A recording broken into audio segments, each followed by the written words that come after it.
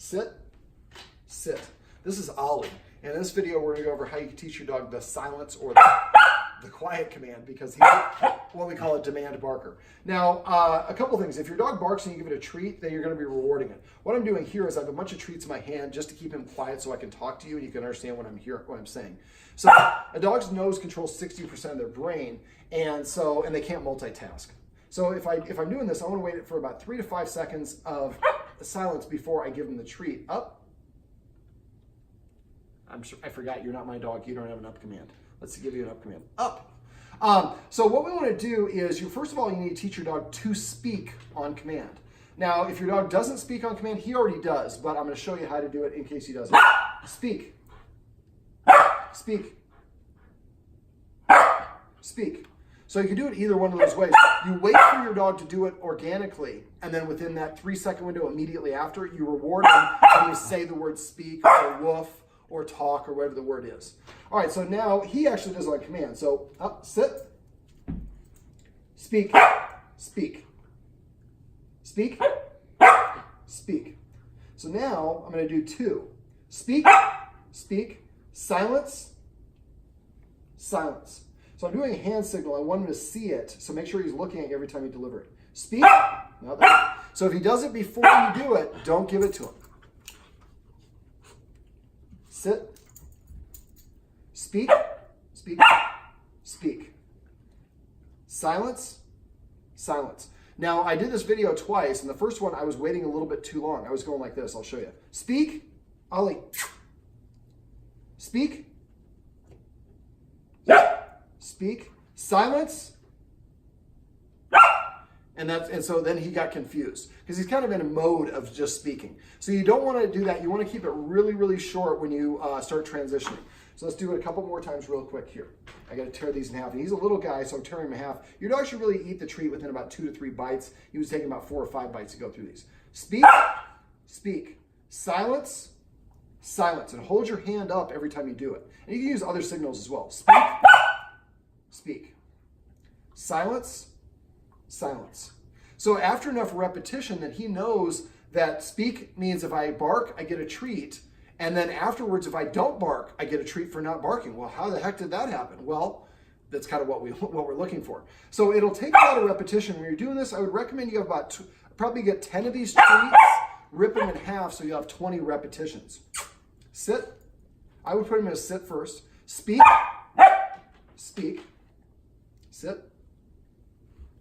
Silence. Silence. So I'm holding up saying silence when I give the command, and then when I give the reinforcer, I put my hand in front of him again. So eventually this means silence. So you don't have to tell him silence, you just hold up your hand. Now, he's a demand barker, and this is a technique to teach him what the command word means. That doesn't mean he's going to want to do this. Just like if you have kids, that was because he put his teeth on me. Didn't actually hurt. That's what I wanted. When he uses. I'm restraining him from moving around. I'm definitely not pinning him down. I don't do that sort of thing. But you can tell your kids clean up the room. They still might elect not to clean up the room. Same sort of thing for the dog. I might be able to communicate that silence means be quiet. That doesn't mean he's inclined to want to do that. Now, off camera, we went over the importance of rules and structure. And so the rules, enforcing rules consistently helps the dog see us acting like a leader. And if you do that enough, the dog starts to see you as a leader. And then this is like essentially a temper tantrum. The other thing is I went through structure like petting with a purpose and passive training, which are rewarding the dog for desired behaviors. So he starts to offer you those instead of the nuisance barking, because that definitely gets your attention. Now, if your dog is a nuisance barker and it looks at you, or it barks and you like shush it, or you stop it. If we're doing that, that's what's natural for us to do. And it actually worked there, but really the dog's like, I'm trying to get your attention, and it seemed to work. So even if you're just giving your dog a dirty look, well, it's working. So the best thing you can do when your dog demand barks is ignore it completely. Now, if he continues doing it, or he gets really mouthy and like he was doing earlier, you could do the fourth operant, the fourth. I can't remember think of it. Basically, it's called a negative punishment. The 4th quadrant of operant conditioning, which is a little B.F. Skinner, which is a negative punishment needs to deduct something from the equation, in this case, yourself. So if you come in the room, he starts barking, And you can tell him silence, and once he knows how to do this, if he continues, then get up immediately and walk away. Don't wait for him to bark so much that you get annoyed, because he's like, oh, the 53rd bark made her leave. I'll just bark 54 times. So, or 52, whatever it is. So the idea for this is we want to basically, we're going to tell him, we're going to practice this until we have a silence command. And then once he demand barks for us, well, actually one other thing for him, he is really high energy. This means he needs an exercise. I don't want you to interpret this as being naughty. This is why I say I need to play fetch or chase a laser or go on a walk or something along those lines. So you do that stuff and he comes back and he demands bark for you.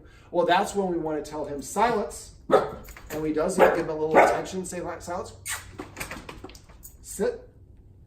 And if he continues doing it, so he barks, so silence. Usually at this point I get a tip because my performance is so good. But then I would get up and leave. So once you tell him silence, the very next bark, you immediately get up and leave and close the door behind yourself. So what he's saying is, I want your attention. Well, barking at me causes you not only to not get my attention, guaranteed no attention, because now I'm going to actually leave the room and you're no longer here. And then definitely don't let your dog do this sort of thing. Usually after this, and that's when dogs play with each other. That's how they communicate. It's too much. Now, if he does it too much, it could indicate that he needs a nap. Dogs sleep 17 hours a day, and often when they're overly tired and cranky, just like kids, they're going to misbehave.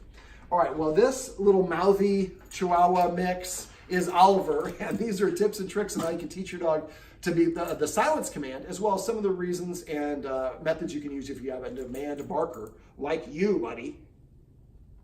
Oh, thank you for the kisses. That's much better than barking.